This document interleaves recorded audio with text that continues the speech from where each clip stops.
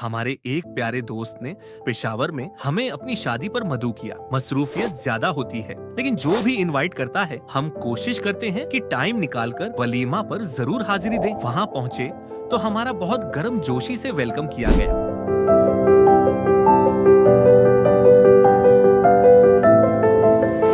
फिर हम स्टेज पर दुल्हा से मिलने गए, उसे मुबारकबाद दी, दुआएं दी।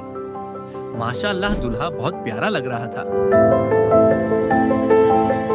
इसके बाद कुछ दोस्तों से मुलाकात हुई, थोड़ी देर बातचीत होती रही। फिर खाना लग गया।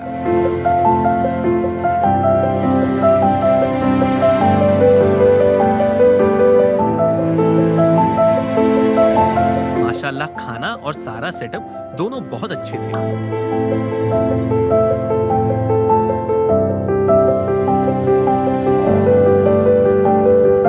पता चला कि एंड पे तो इस संडे का मजा आया। खाना खाने के बाद दोबारा दोस्तों से बातें हुई, फिर दुल्हा के पास गए।